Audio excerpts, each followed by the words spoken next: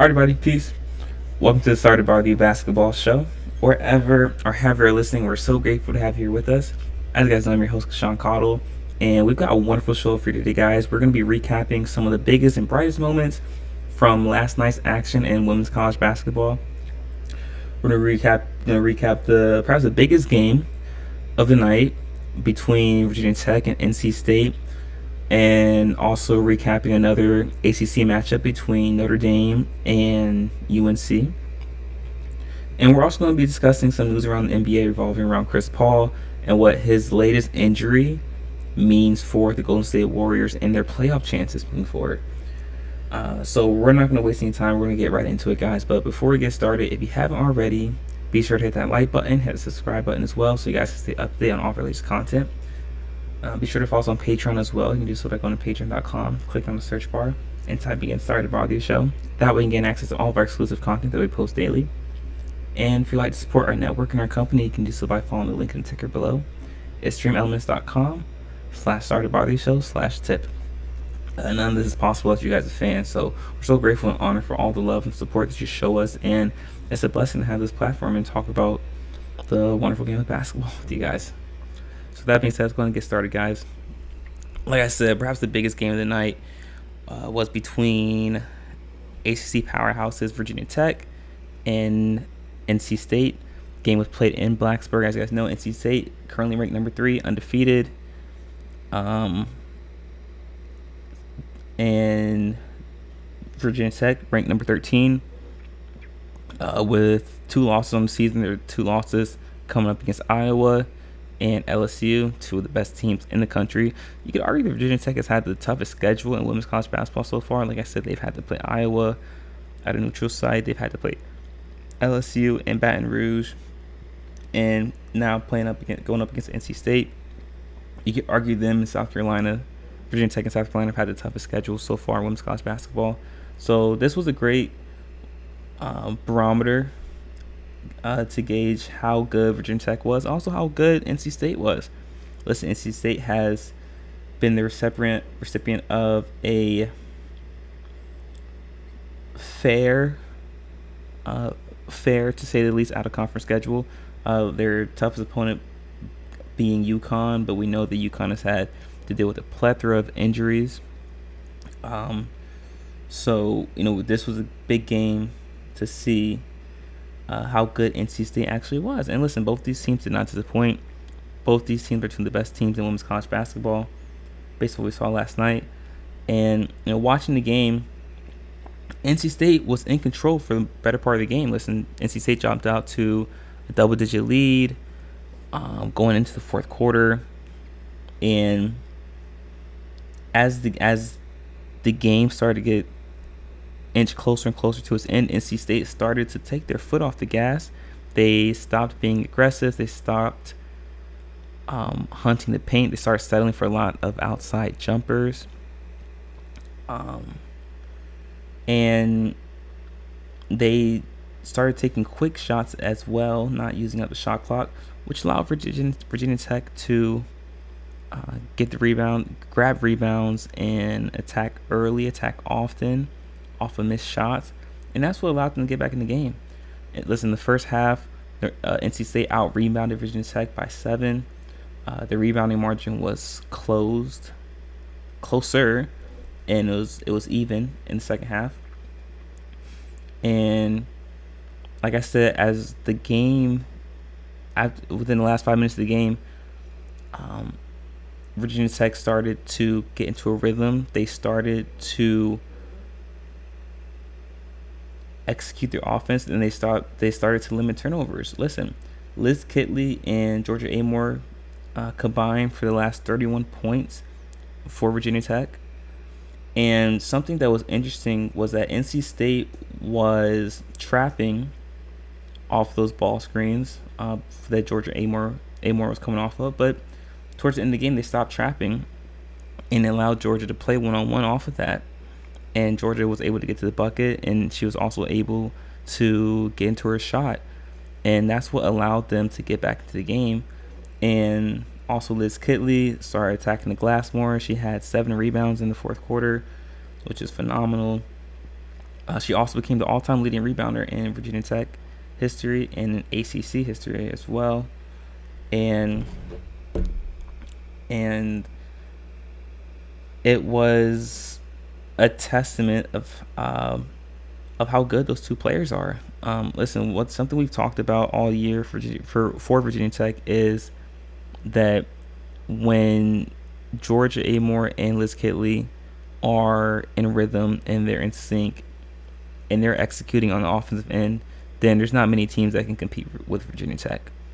The thing is, though, those two players always need to be in sync, always need to be in rhythm in order for Virginia Tech to be successful, in order for them to win, not just the not just to have a possibility of reaching the Final Four, but let alone winning the ACC. Because the supporting cast surrounding Georgia Amore and Liz Kitley, though they are talented players, they are not at the level of supporting cast that South Carolina may have, that LSU may have, that Utah may even have. And games like this is where it shows. Listen, Georgia Amore struggled shooting from the field, particularly in the first half, and that's what allowed NC State to get out to that lead, because there was no one else for Virginia Tech that could compensate for the lack of scoring from Georgia Amore. And Liz Kitley was getting double teamed every time she touched the ball in the low post, which is what you're supposed to do if you're playing Virginia Tech. And the supporting cast didn't shoot the ball particularly well. And it wasn't until Georgia Amore got into a rhythm when Virginia Tech started to get closer and win the game, for lack of better words. And listen, this is a talented. Listen, the supporting cast in Virginia Tech is talented.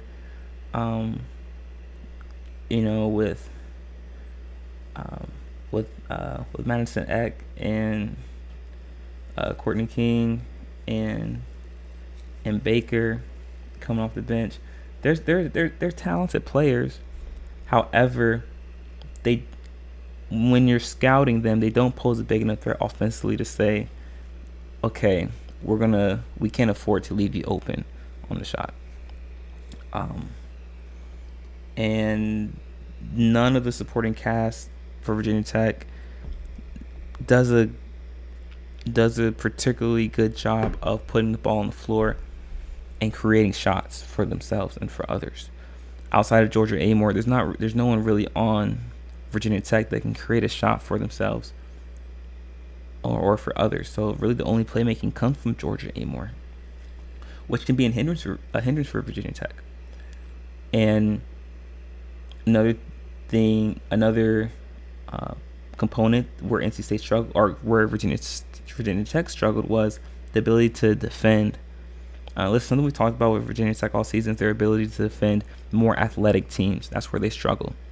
And listen, NC State, you could tell throughout the game that they were the more athletic team, particularly with their ability to get out in transition and to get into the mid post and the low post and the half court set. And they were doing all of this without their starting center. I'm forgetting the young girl's name, but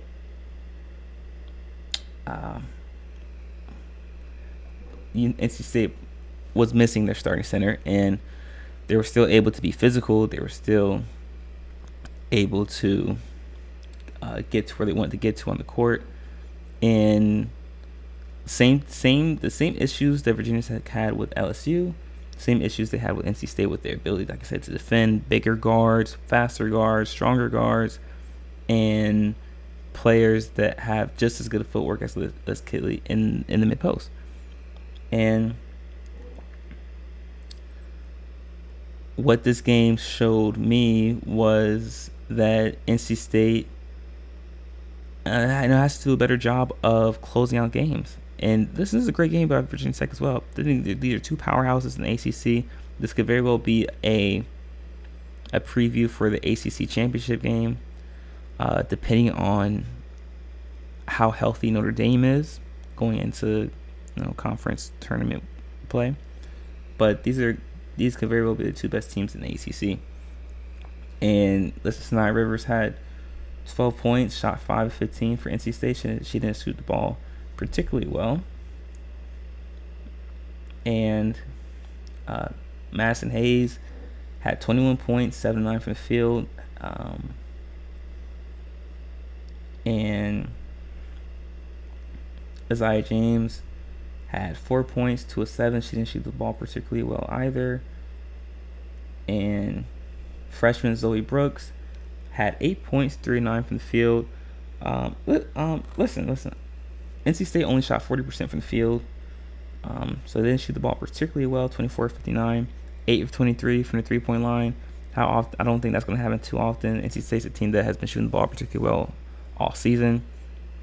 And they had 13 turnovers compared to 8 from Virginia Tech. So, you know, those stat lines right there show why Virginia Tech was able to pull away and why NC State ended up blowing this game. But I thought it was a great game from both teams. Like I said, some things that stood out to me was Virginia Tech struggles to defend against more athletic teams. Virginia Tech needs Georgia Amore and Liz Kitley to play excellent at all times in order for them to be successful. Is that going to be too much pressure on those two players? That remains to be seen. And NC State has to find a closer. Sinai Rivers, since moved to the point guard spot, she played 40 minutes, and she's shown the ability to play make and to create shots for her teammates. But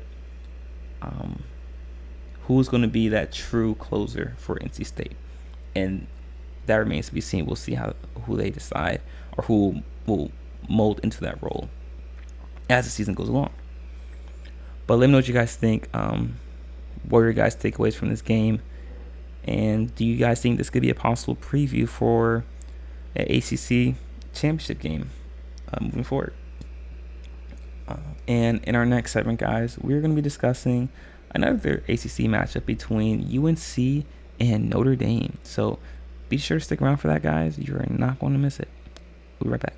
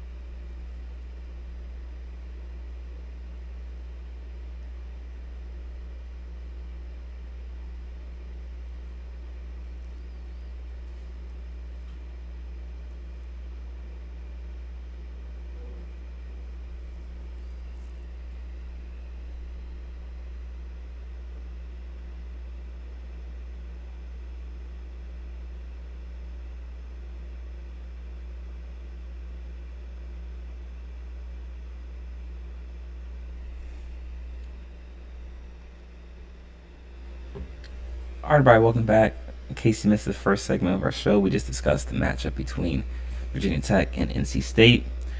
And in this segment, guys, we're going to be discussing another ACC matchup from yesterday between Duke and... Sorry, not Duke. UNC and Notre Dame. Excuse the ticker, guys. But yes, very exciting matchup yesterday between UNC and Notre Dame. But I do guarantee that the matchup between Duke and Notre Dame will also be a great matchup. But for this instance, we are discussing the UNC and Notre Dame matchup, guys. Yes, we are.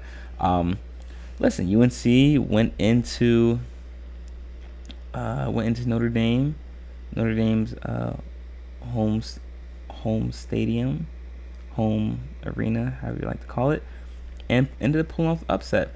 But I do want to say this: I don't particularly consider this an upset because UNC should be ranked in the top 25, and it's unfortunate that they're not.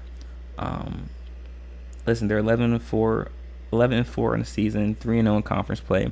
This is by far a top 25 team. And Notre Dame is ranked number 16. They have 3 losses on the season. One of those losses going up against the best team in the country in South Carolina on a neutral site in Paris. And Notre Dame has dealt with a bevy of injuries. They're still missing their best player, possibly the best player in college basketball, in my opinion, Olivia Miles, who is recovering from an ACL injury. They just got back Sonia Citron, who had missed the last 3 weeks with a leg injury. They're also missing Chrispaul Prosper, who is a sophomore. My apologies. And Maddie Westbell, who's a senior, missed the game last night as well. So they've got some injuries that they're dealing with right now in Notre Dame. But they're still led by KK Bransford, and Hannah Hidalgo. And Kylie Watson as well. So listen, they still have some pieces there, but something that Notre Dame has struggled with since Neil Ivey has been coaching at Notre Dame is lack of depth. And obviously that would not be as big of an issue if they didn't have injuries, but Notre Dame is never known for going more than three players deep off the bench since Neil Ivey has been there, and that could just be her coaching philosophy. But listen, North Carolina held Notre Dame to under 31% from the field, 27% from the three-point line, and Notre Dame shot 66% from the free throw line to go along with 14 turnovers. I mean, that's a resume. I mean, that's a recipe right there for how to lose a game. But North Carolina didn't shoot the ball particularly well either. Listen, they shot 38% from the field, 26% from the three-point line, and 47% from the free throw line. Their best player, Deja Kelly, shot 3 of 14 from the field, only had 6 points. Alyssa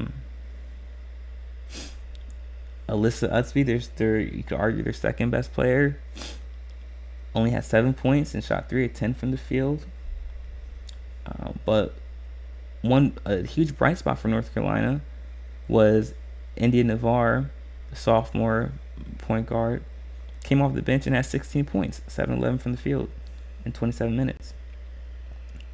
As well as Lexi Donarski, who had 13 points, but she only shot 4 of 11 from the field. So those are 2 bright spots for North Carolina. That's huge. We talked about in the Virginia Tech NC State recap, where is how important it is for the supporting cast to show up and be able to score when the primary options, when the star players aren't shooting the ball particularly well. And that's what happened with North Carolina. Like I said, India Navarre and Lexi Donarski, who aren't the primary scoring options for North Carolina, they were both able to step up and fill the roles for Utsby and Deja Kelly, who both didn't shoot the ball particularly well. And that's what happens when you're a good team. You find ways to win. You find other scoring options.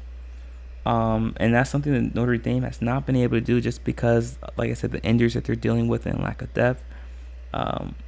You're asking a lot out of freshman Hannah Hidalgo.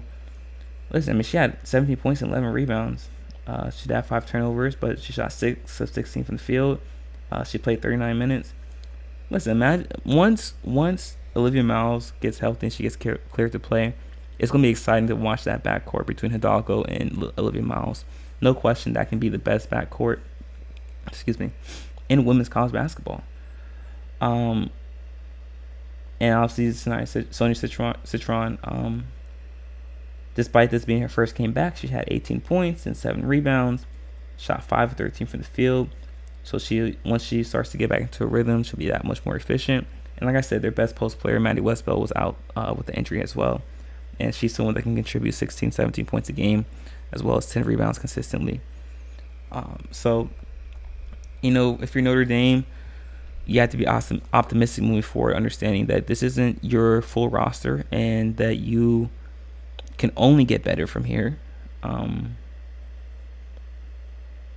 And with the healthy roster, I think Notre Dame can compete for a possible ACC championship game, or possible ACC championship. But they need to be 100% healthy because there's a lot of talent in the ACC. I mean, just looking across the court for North Carolina. Like I said, North Carolina is a team that gave South Carolina fits a couple weeks ago when they played each other. So, moving forward, I'm excited to see where the ACC goes in terms of who comes out on top. But North Carolina, Notre Dame, NC State, like we said, Virginia Tech, Duke, even Miami, these are all great teams in this conference, and I'm excited to see them play moving forward. But in our next segment, guys, speaking of moving forward, what will the Golden State Warriors do moving forward in response to Chris Paul being ruled out 4 to 6 weeks with a hand injury? We're going to discuss all that and then some, guys, so be sure to stick around. You're not going to miss it. We'll be right back.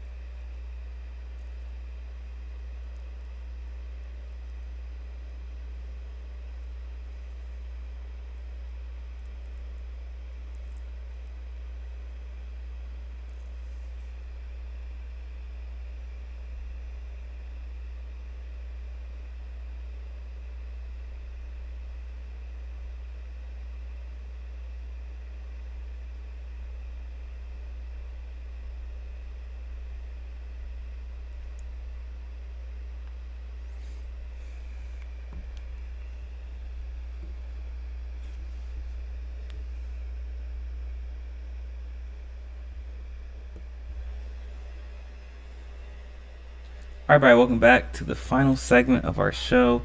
In case you missed our previous segment, we discussed the matchup between Notre Dame and UNC and how the ACC side for women's college basketball is shaping up to be one of the best conferences in women's college basketball as a whole. And in this segment, guys, we're going to be discussing the Golden State Warriors and their recent injury that occurred to Chris Paul and what that means for the organization moving forward. Listen, Golden State has been in a state of influx for the past couple of weeks, starting with the news revolving around Draymond Green and him having an indefinite suspension, but he's just been cleared by Adam Silver. But not long after that, Chris Paul gets hurt in the Warriors game against the Denver Nuggets. Hurts his hand, and now Chris Paul is going to require surgery, and he's going to be out 4 to 6 weeks. This coupled with the fact that there are now reports circling around Golden State that Moses Moody is now on the trade market. He's on the trade block. So what direction is Golden State moving in now? And if one thing I've learned, I haven't been in the media industry for too long, but one thing I have learned is that stories only get out when people want them to get out. So same thing with the Jordan Poole video and fight incident with Poole and Draymond. That only got out because Golden State allowed it to get out, and they wanted to get out. I've seen countless times where information was leaked, and it might assume that it was quote unquote leaked, but that information, those stories only get out when organizations, people, teams want that information to get out. So in regards to Moses Moody, there's a reason that information is out. Will teams bite on that? Moses Moody still is a viable trade option, viable asset for teams, especially teams that are possibly in championship contention. He could fill up a prominent role position, specifically coming off the bench.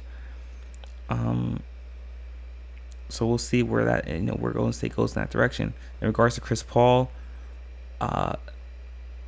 obviously this is a huge blow to the depth of Golden State, something that they've struggled with all season due to injuries and lack of performance, for lack of better words. What this does now, though, it allows Steph to play primarily that point guard position again, but it might make his shot selection a little more difficult.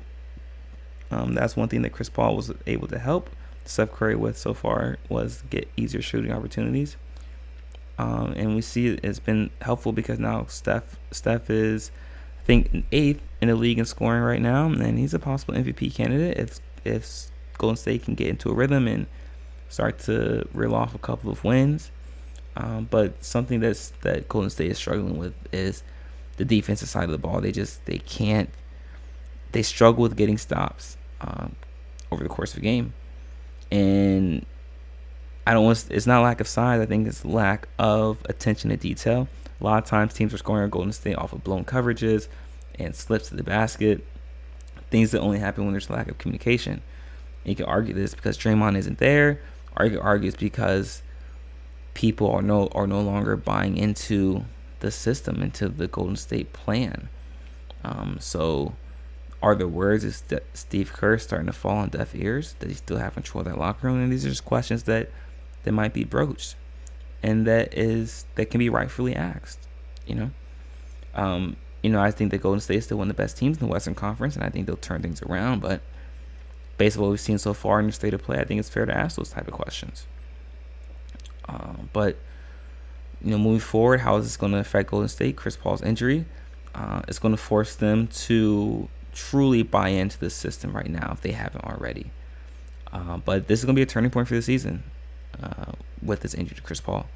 If they decide not to buy in, or if they still struggle defensively, then expect Golden State to make some trades and start to move towards a rebuilding mindset. Listen, you're never going to rebuild in full with Steph Curry, but definitely expect some trades to be made.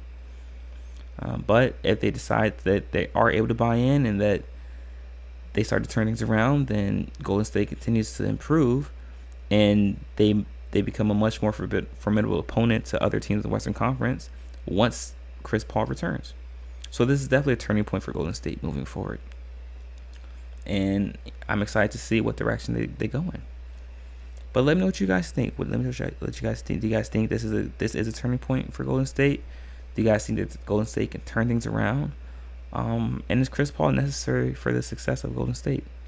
Let me know what you guys think in the comment section. Let me know what you guys think in the chat room. I'm looking forward to hearing all about it. But with that being said, guys, that's it for our show for today. Thank you so much for tuning in. It's been a wonderful show. Like I said, if you haven't already, be sure to hit that like button, hit the subscribe button as well, so you guys can stay updated on all the latest content that we post daily. And if you haven't already, be sure to follow us on Patreon as well. That way you gain exclusive access to all of our content that we post daily. And if you'd like to support our network and our company, you can do so by following the link in the section below, extremeelements.com/SaturdayBroadlyShow/tip. We'll be back again, guys, same time tomorrow, 11:30 a.m. Eastern Standard Time. Until then, guys, continue to stay safe, be vigilant, make smart decisions, and